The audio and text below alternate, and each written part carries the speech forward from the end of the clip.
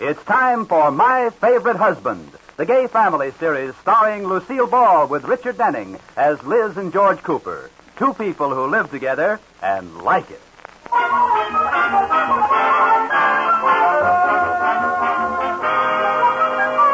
And now let's look in on the Coopers. It's afternoon, and we find Liz Cooper entertaining her Tuesday bridge club. Throughout the room, there's a quiet concentration on the cards. Did you ever see that? Iris, it's your bid, Iris. Okay, Liz. One club. Say, did you get a load of Peggy Martin's dress at the dance Saturday? One heart. Yeah, what there was of it. One no trump. How do you suppose she held it up anyway? 2 diamonds, who knows? All I know is every man in the room was waiting for her to exhale. Don't I know it? Rudolph's eyes bugged out like a bullfrog with an overactive thyroid. And the way all the husbands fought to dance with her. It was sickening. Well, at least my Chuck didn't ask her to dance. How could he when you tied his coat to the back of the chair? Well, it kept him from making a fool of himself over her, like some other people's husbands I could name. Marge, are you referring to George? Well, if the shoe fits. George did not dance with her once. No, but he sure intermissioned her on the terrace. Now, listen, Marge. Girls, are we going to play bridge or not? But, Iris, don't you hear what they're saying? I hear them, but it's getting to have an awfully familiar ring. Every time we play bridge, we discuss the same thing. Peggy Martin. But why not? She's the biggest female wolf in town. Yeah. I don't get it. Every time there's a club dance, all the men are hanging around Peggy Martin. What's she got that we haven't got? No husband. Hey, wait a minute. That's it. That's the clue to the situation. Sure. If she were married, they wouldn't give her a tumble. Exactly. So there's only one thing to do. We'll have to find her a husband. Well, I'll make the sacrifice and give her Rudolph.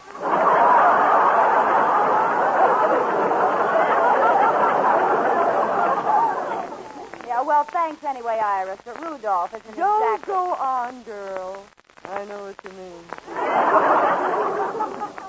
Well, I don't know where we'll find him, but for self-preservation, it's up to all of us to find Peggy Martin a man of her own.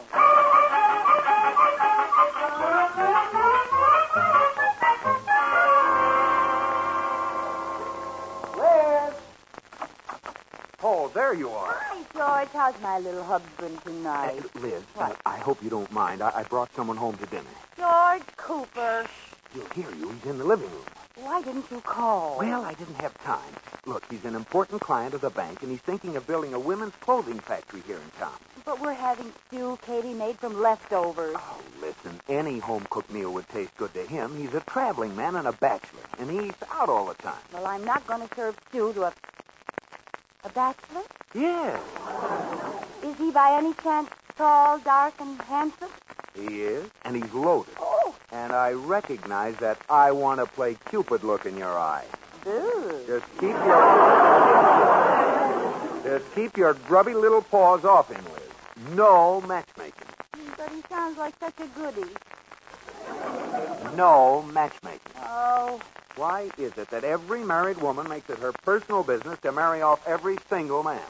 Whatever do you mean? You know what I mean. Look, if a man is lucky enough to still be single... What? Well, I didn't mean it that way. You know how I feel about marriage. Well, that's better. If a man is smart enough to What? still be... Well, there must be some word to describe what I mean. The word is stupid. All right. If a guy is stupid enough to be single, leave him be. After all, ignorance is bliss.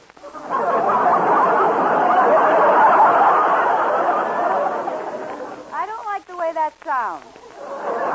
Well, anyway, you leave him alone. Now, come on, I'll introduce you. Oh, all right. But he sounded just right for Peggy Martin. You let Peggy Martin get her own husband. I wouldn't mind if she got her own. She's getting everybody else's. Oh, sorry to keep you waiting, Herb. This is my wife, Liz. Liz, this is Herb Paxton. How do you do, Mrs. Cooper? How do you do? Ooh, Mr. Paxton. Well, I've just been admiring your home, Cooper. Thank you. It just goes to show what can happen when you have a woman around the house. Yes. Yeah, we have one of the best maids in town. George.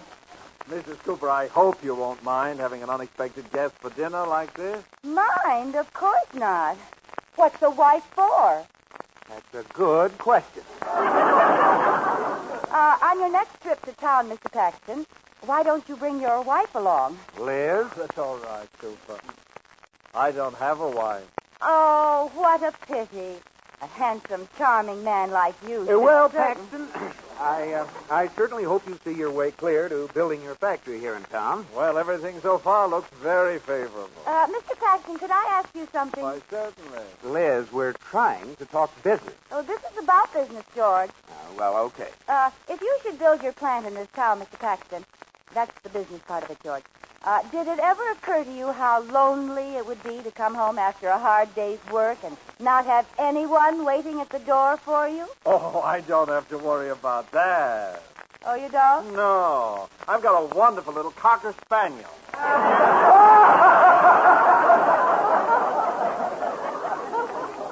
Well, let's go into dinner.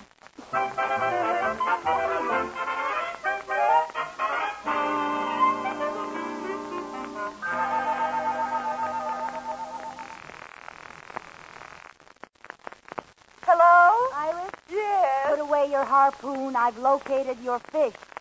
Who is it, girl? A business friend. A business friend of George's. He's luscious and loaded.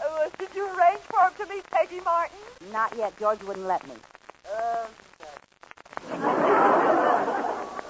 But I did find out he lives at the Sheridan Falls Hotel, and I'm going down there and take care of that little matter right now. Oh, Liz, you'll get the Bridge Club Achievement Award for this. But I don't want any award. If you'd see him, you'd realize this is fun. Well, if you're too busy, Liz, I could take some of my valuable time to get out and see. Oh, no, you don't. I'm making this sacrifice. Well, let me know what happens, girl. Yeah, I'll buzz you the minute I get back and give you the scoop.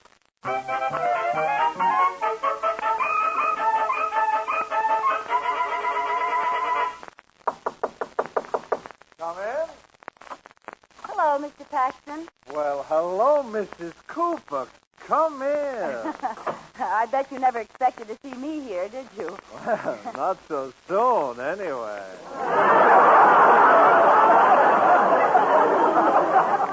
Sit down. So soon? Thank you, Mr. Paxton. Yes, Mrs. Cooper? I got to thinking that here you are in a strange town and you don't know a soul. Oh, you're so right, Liz.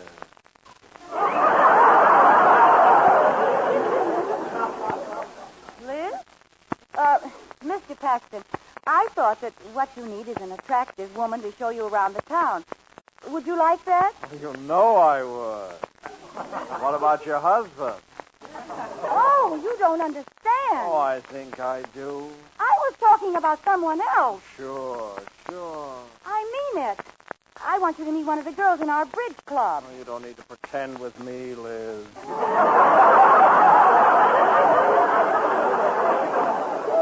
Pretend? Now look. Oh, I read that look in your eye last night, and you kept trying to get your husband out of the room so you could talk to me. I can't. Now you stand back there. Mr. Paxton, I did want to talk to you, but it was about this other girl, Peggy Martin. I think you two should know each other. Peggy Martin. Yes, you believe me, don't you? Of course. Oh. When do you want to meet me, Peggy? Now, Mr. Paxton. Oh, you can't fight things like this, Liz. This was meant to be. Please, stay away from me. You stay on that side of the table. I only want you to meet Peggy Martin. Be honest, Liz. If you don't believe it, be on the corner of Main and Elm at 5 o'clock tonight. Well, all right. That's a date. Good afternoon, Mr. Paxton. Au revoir. Well...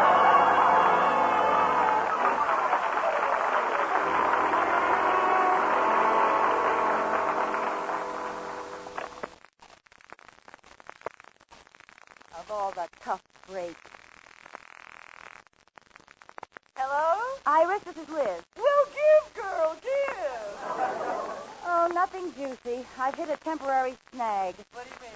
I had the date set with Paxton for 5 o'clock on the corner of Main and Elm. I just called Peggy Martin, and she's out of town. Oh. What are you going to do? I called him back, but I can't get in touch with him. I'll have to go down to Main and Elm myself and tell him it's all off.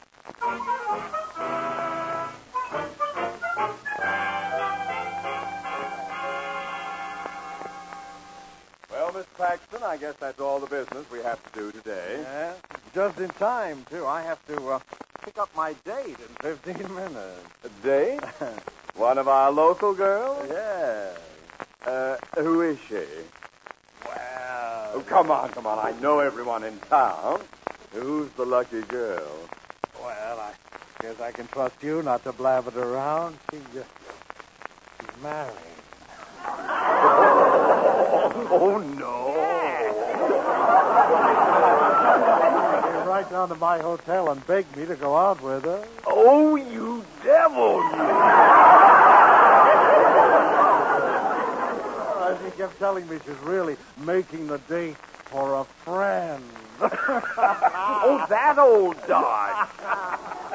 Well, I got to get going. Which way is Main and Elm? 3 blocks down and 2 blocks to the left. Say, Paxton, I don't suppose you'd want to tell me her name, would you?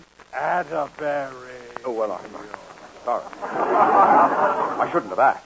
Well, I better be going now. I don't want to keep the little lady waiting. Goodbye. Right. Oh, this is too good to keep. George, boy. Yes, Mr. Atterbury. George. Paxton just left here, boy. She's got a date. What about it? She's married. No kidding. Who is it? I didn't ask him. Oh. Of course not. Come on, boy. Come on where? We're going to take a little ride past the corner of Main and Elm and see who it is. Isn't that being a little bit sneaky? Sneaky? It's despicable. Get your hat. Let's go.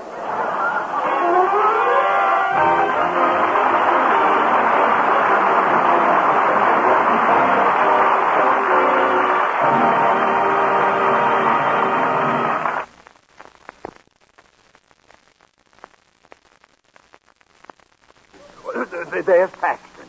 He's talking to her. Oh, she's the one, all right. Drive slowly, George. Yeah, I am. Now, she's turning around. Yeah, now we can see her. Now we... Oh, God! Liz! George, you idiot. You've crumpled your fender. Oh, that's nothing to what I'm going to do to Paxton. Oh, that big home wrecker. Oh, he was such a good account, too. Well, go ahead, boy. Oh, there's George. What are you doing here? I'll talk to you later. Oh, Mr. Atterbury. Shame. All right, Paxton, put up your juke. What? George! Now, listen, Cooper, let's not be hasty. I'll try this for size.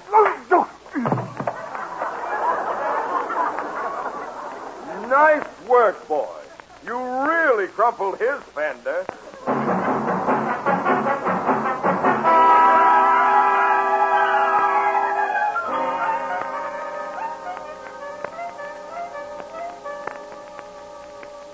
And that's the whole story, George, and I swear it. Well, You believe me, don't you? I guess it does make sense. And George, I was wrong for trying to be a matchmaker. Well, honey, I'm sorry I doubt it. Well, I'm kind of glad you're still jealous. You know, you're cute when you're jealous. Sparks come out of your eyes. Thanks. Kiss me, George.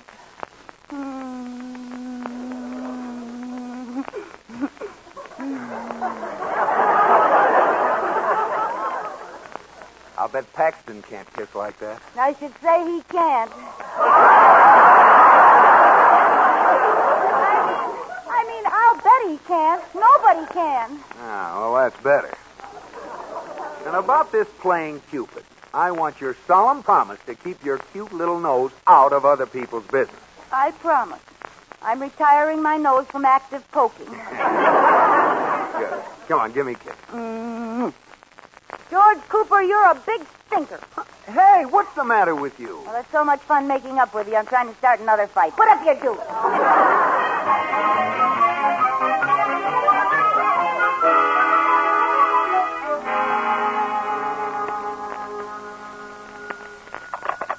Hello? Well, girl, how's the Paxton caper coming along?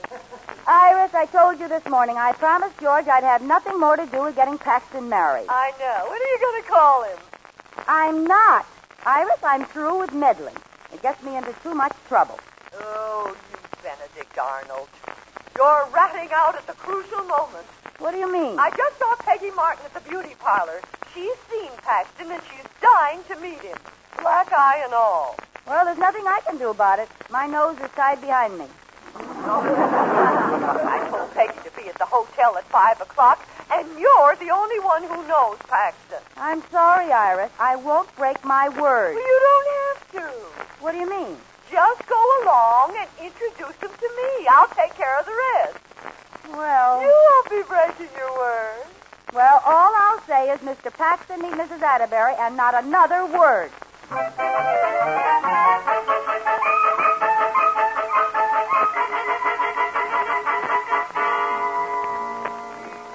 Here's Paxton's room, 459. Now, remember, Iris, when we go in there, it's your show. I'm just the MC. Well, don't worry, girl. Leave everything to me. Hello, Mr. Paxton. Mrs. Cooper!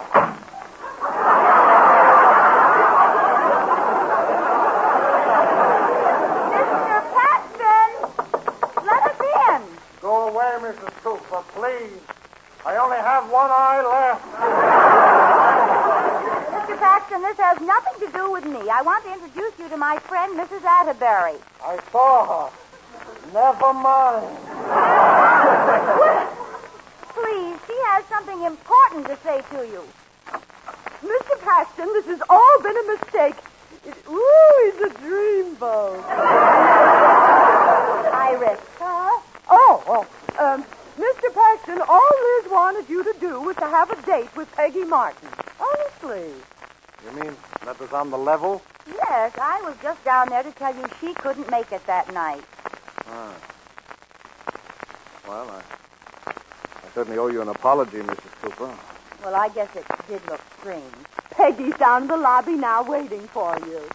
She's a doll. Well, I guess the least I can do is go down and meet her. Attaboy, Dreamboat. She's wearing a red carnation. Okay. Say, I was just unpacking a whole new line of negligee samples. Take a look, see how you like them. All right. Oh, swell. See anything that fits you, you can have it wholesale. I'll be right back. Well, don't hurry. I want to try on every one of these. Okay. Oh, Iris, look at this one. Black chiffon trimmed in lace. Yeah. And look at this. Pink silk with a marabou trim. Ooh. Look, I'll go in the bedroom and try these on, and you stay in here. Okay. Iris? What? The way I see it, everybody wins. We get rid of Peggy Martin. Peggy gets Dreamboat. The bank gets the plant's business. Sheridan Falls gets the plan, and we get our clothes wholesale for the rest of our lives.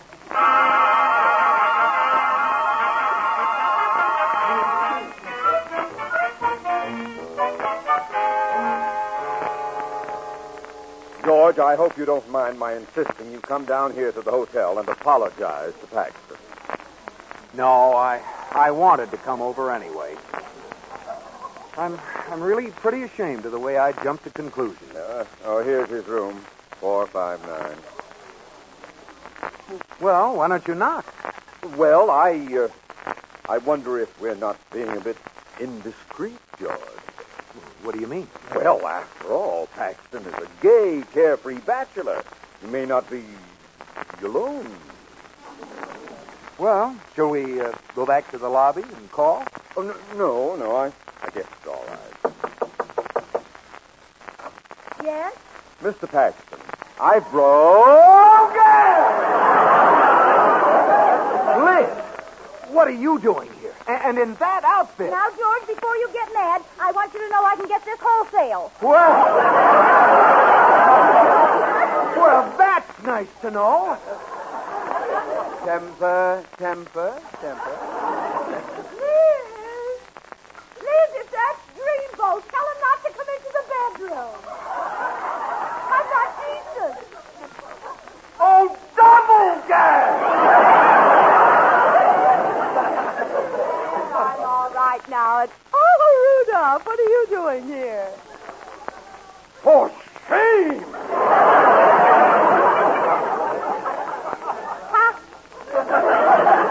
How can you do this, Lotus Bud? Temper, Mr. Atterbury, temper. Oh, shut up! Now, if you'll just give us a chance to explain, we came down here... We don't need any explanations, Liz. You, here, in a negligee. Oh, you must be out of your mind. Iris, you here in a negligee. He must be out of his mind.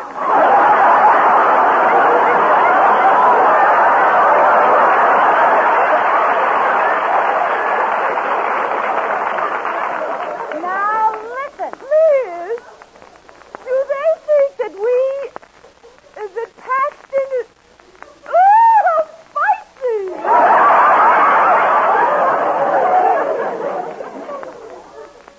Tell me the truth, Liz. I can take it. I introduced Paxton to Iris so she could get him a date with Peggy Martin, and I wouldn't break my word to you. A likely story. He's downstairs with her now. That's exactly what happened. Oh, sure. Now, let's have the truth. What? The real truth. Now, just a minute. Wait a minute, Iris. All right, George. If that's what you want, that's what we'll give you. Well, it's about time. Proceed. Well, for a long time now, Iris and I have been getting sick and tired of having you two for husbands. What? Yeah. What fun is it for two gorgeous creatures like us being tied to two fat old fogies like you? Old? Fat? Now, just a minute. Oh, hush. Go on, Liz. I can't wait to see what happens. Well, when Paxton came into town, we realized here was a chance of a lifetime. So we threw a few things in a suitcase and came down here for our big, wild fling. Yeah? Yeah! And later on this evening, the three of us are going to fly to Mexico City. Mexico City! Hello, Hello, Mrs. Atterbury. Mr. Atterbury. Oh. Well, will you tell your wife and Cooper's wife I won't be back for a while? I'm going to have a drink with Peggy Martin. Say, she's all right.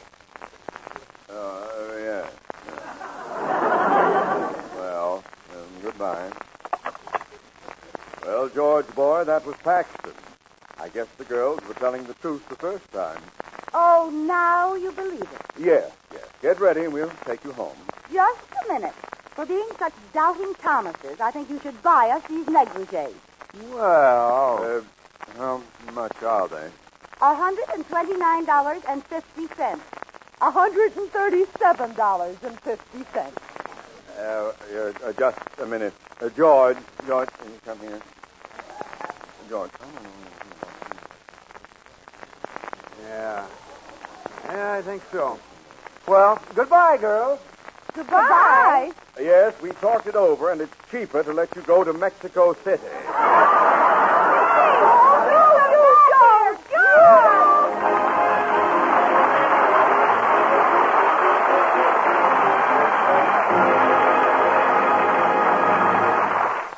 You have been listening to My Favorite Husband, starring Lucille Ball with Richard Denning.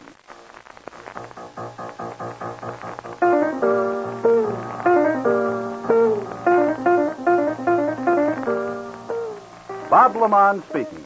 This is the United States Armed Forces Radio Service, the voice of information and education.